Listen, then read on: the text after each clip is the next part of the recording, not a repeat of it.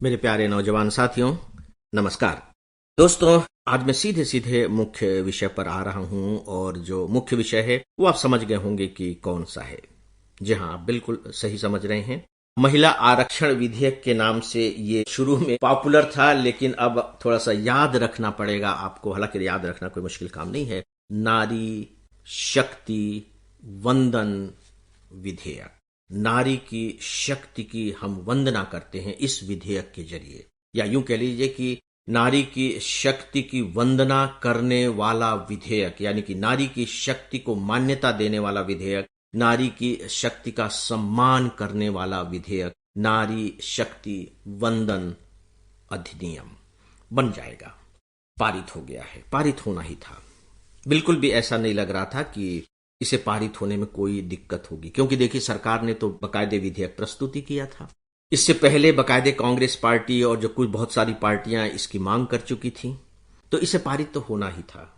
लेकिन ठीक है, संसद को अपनी गतिविधियां तो दिखानी ही पड़ेंगी, करनी ही पड़ेंगी। लेकिन दोस्तों, मुझे लगता है कि इस विधेयक का पारित होना, जो इस 128वें 128th विधेयक का पारित होना, भारतीय इतिहास के क्षेत्र में, संविधान के इतिहास के क्षेत्र में एक बहुत महत्वपूर्ण कदम है। ठीक इसी तरह का एक महत्वपूर्ण कदम कुछ साल पहले उठाया गया था। क्या आप याद करके बता सकते हैं कि वो साल कौन सा रहा होगा? सोचेंगे तो पता लग जाएगा, बिल्कुल पता लग जाएगा। या अखबारों में आपने पढ़ भी लिया होगा। 1993 में भी एक संविधान संशोधन किया गया था। 1993 में 73वां और 74वां संशोधन। दोस्तों, आपको मालूम होगा कि इसमें पंचायत और जो हमारी नगर पालिकाएं होती हैं, उसमें महिलाओं के लिए 33% सीटें आरक्षित की गई थी। 33%। वो भी एक बहुत क्रांतिकारी कदम था। और सच पूछिए तो यही क्रांतिकारी कदम अब बढ़ते बढ़ते हमारे संसद और विधानसभाओं तक पहुंचा है। मैं क्रांतिकारी क्यों कह रहा हूं? देखिए, जब हम पंचायतों में महिलाओं के नेतृत्व के बारे में पढ़ते हैं तो डेफिनेटली आपको इस तरह की बातें पढ़ने को मिलेंगी। एक वेब सीरीज भी आई है पंचायत, उसमें दिखा रहे हैं कि किस तरह से जो सरपंच है वो तो महिला है, लेकिन उनका जो सारा निर्णय है, उनके जो सारे काम है, वो उनके पति देव कर रहे हैं। इस तरह की खबरें पढ़ने में आती हैं, आनी ही है। क्योंकि जब समाज में परिवर्तन होता है तो ऐसा नहीं कि सारी सुचिता एक साथ आ जाएगी, सारे परिवर्तन परफेक्ट तरीके से होने लगेंगे। लेकिन हमें उन्हें भी याद करना चाहिए, ऐसी स्टोरीज को भी याद करना चाहिए कि किस तरह से महिलाओं ने सरपंच बनकर अपने गांव की तस्वीर बदल दी है। एक से एक ऐसी सक्सेस स्टोरीज है, जिनमें कुछ को तो मैं व्यक्तिगत तौर पर जानता भी हूं। उन्होंने जो निर्णय लिए, अपने गांव का जिस तरीके से उन्होंने नेतृत्व किया, वो अद्भुत तरीके से किया। अगर हमारे देश की आबादी में 50% महिलाएं हैं, जो कि लगभग लगभग हैं, थोड़ा बहुत अंतर होगा, तो सीधी सी बात है कि जो नीति निर्माता हैं उनमें उनका योगदान क्यों नहीं है, वहां उनकी संख्या कम क्यों है। बाकायदे जब ये बिल पारित हुआ था तो उस समय हमारे जो मंत्री हैं उन्होंने साफ तौर पर ये बात कही कि जो लोकसभा के जो सांसद हैं उनकी संख्या काफी बढ़ जाएगी। और जब ये विधेयक पारित हो गया लोकसभा से, तो हमारे जो कानून मंत्री हैं अर्जुन राम मेघवाल, उन्होंने इस बिल को प्रस्तुत करते हुए एक बहुत ही महत्वपूर्ण बात कही थी। और उन्होंने कहा था कि अभी जो लोकसभा में महिलाओं की संख्या है वो 82 है, वो बढ़कर 181 हो जाएगी। कल्पना करके देखिए कि ऐसे समय में जो लोकसभा का स्वरूप होगा वह किस तरीके का होगा।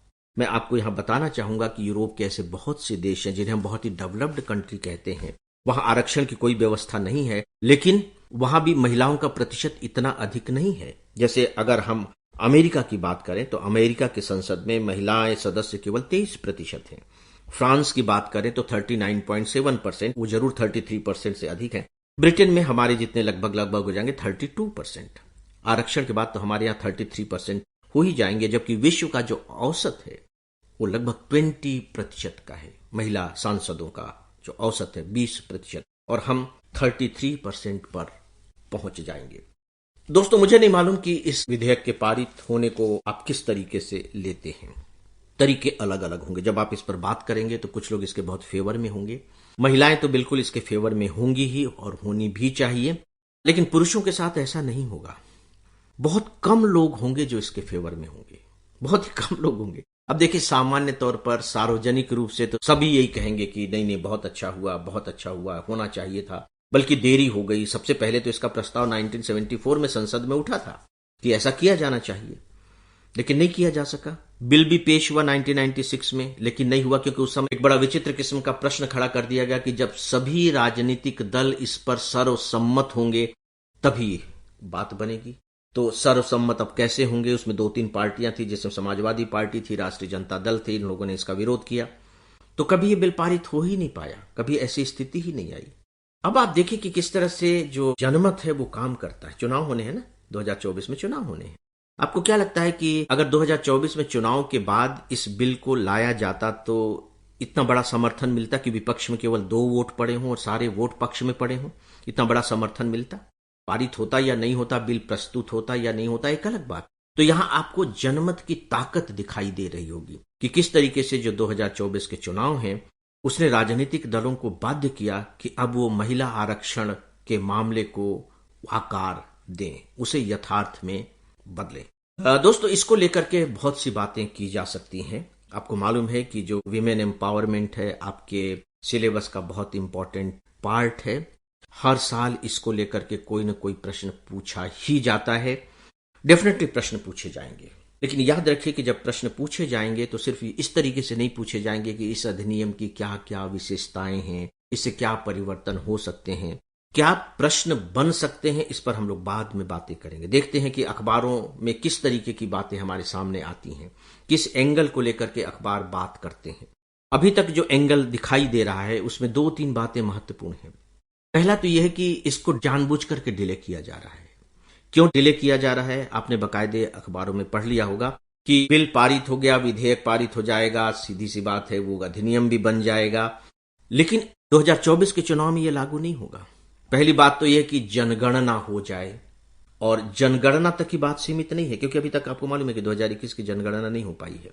और इसके बाद यह कि जो परिसीमन होना है, यानी कि जो हमारे सांसद क्षेत्र हैं, जो लोकसभा संसदीय क्षेत्र हैं, उनका परिसीमन होना है, उनको फिर से आकर डिमार्केट करना है।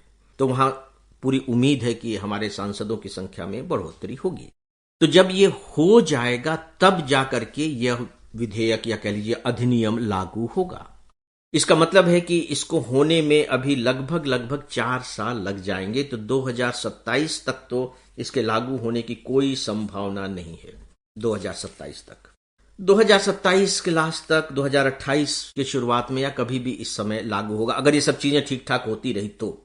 जो अगला लोकसभा चुनाव है वो कब होगा? 2024 के बाद 2029 में, यानी कि सही तरीके से यह जो अधिनियम है लागू हो सकेगा 2029 में। दोस्तों, इस बीच में 5-6 साल का समय है। अभी अगर हम 23 में चलें, अगर देखें तो 6 साल का वक्त है। देखते हैं कि इस 6 साल के वक्त में कितना पानी बहता है, इसको लेकर के और क्या क्या बहसें होती हैं, किस किस तरह की बातें की जाती हैं। लेट अस सी।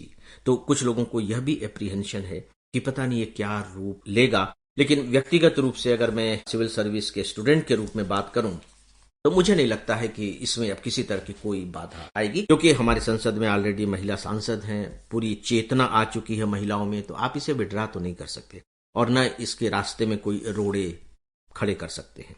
ऐसा बिल्कुल भी नहीं होगा। एक और प्रश्न जो मेरे दिमाग में अभी बन रहा है दोस्तों, कि देखिए बहुत छोटे छोटे कुछ ऐसे देश है, जैसे कि बांग्लादेश को ले लीजिए। बांग्लादेश बहुत छोटा सा देश है।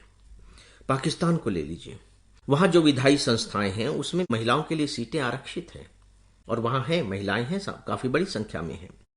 लेकिन इनफैक्ट वहां महिलाओं की स्थिति क्या है? पाकिस्तान के बारे में तो बताने की जरूरत नहीं, बांग्लादेश भी ऐसा नहीं है कि वहां महिलाओं की स्थिति अच्छी नहीं है।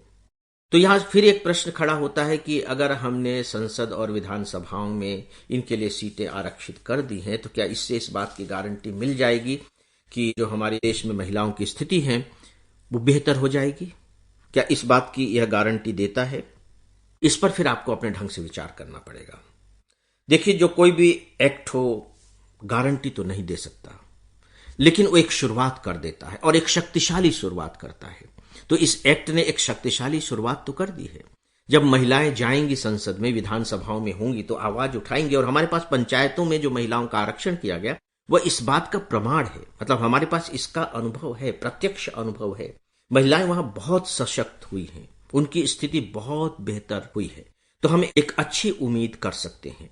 दोस्तों, बीच बीच में कुछ इस तरह की रिपोर्ट्स भी आती हैं कि जहां विधानसभाओं में या जिन संस्थाओं में महिलाएं प्रमुख हैं, वहां भ्रष्टाचार कम रहा है। वहां की जो नीतियां बनी हैं वो अलग तरीके की नीतियां बनी हैं और उन नीतियों में जो मानवीय दृष्टिकोण है वो अपेक्षाकृत ज्यादा है। वहां ह्यूमैनिटी ज्यादा है और भ्रष्टाचार भी कम रहा है। ये बाकायदे शोध जो रिपोर्ट्स हैं वो बताती हैं। तो इस रूप में भी ये जो अभी विधेयक पारित हुआ है, डेफिनेटली इसका वेलकम, इसका स्वागत किया जाना चाहिए। या यूं कह लीजिए कि बदलाव की शुरुआत तो हो ही चुकी थी। अब इससे उस बदलाव को एक जबरदस्त गति मिल सकेगी, इसमें मुझे कोई भी संदेह दिखाई नहीं पड़ता है। तो दोस्तों, मुख्य विषय के बारे में बस इतना ही। ये विषय बहुत लंबा है, इस पर बीच बीच में जैसी स्थितियां होंगी हम लोग बातें करते रहेंगे। ईमेल लिखने वाले सभी मित्रों को धन्यवाद देता हूं और इसी के साथ ही फ्रेंड्स, अब आज के इस डेली ऑडियो लेक्चर को समाप्त करने की आप सबसे इजाजत चाहता हूं। नमस्कार।